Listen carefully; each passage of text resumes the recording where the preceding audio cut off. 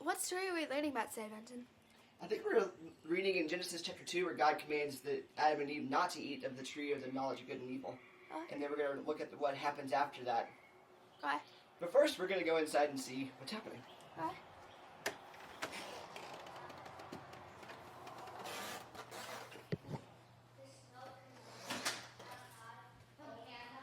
Oh yeah, it was a little foggy, huh?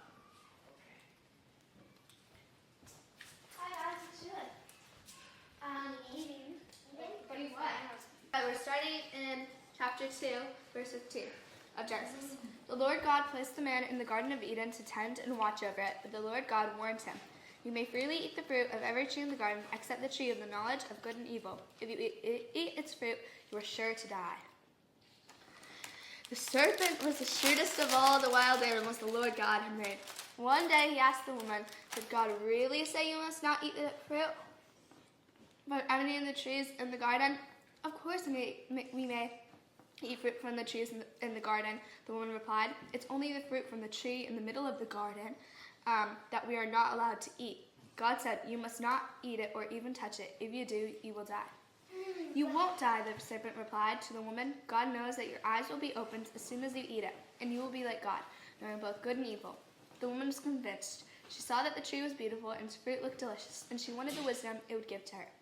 So she took some of the fruit and ate it. Then she gave some to her husband, who was with her, and he ate it too. So, Haley, what happened after that? Well, they were kicked out of the garden. Sin came out to the world, and So what are the results of sin that you see, that we see today? Like, We have to walk. we have to work.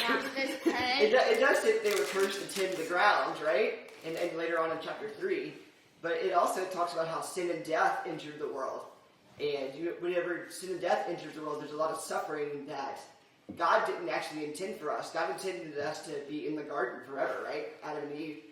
So whenever they were kicked out of the garden, they had to live with their suffering and the results of their own actions. So Paige, what would have been the results of your actions if you would have dropped that plate? It would have broke. It would have broke, and would your mom have punished you? And would you have deserved it? Yeah. So, Haley, did Adam and Eve deserve their punishment? Yes. Because why? God said not to do it, Exactly. and they disobeyed. Yes, that's the point, is that we have to learn to obey what God says in our lives. Otherwise, we're going to reap punishment. And that's the whole story of the fall of man and what happened in the Garden of Eden.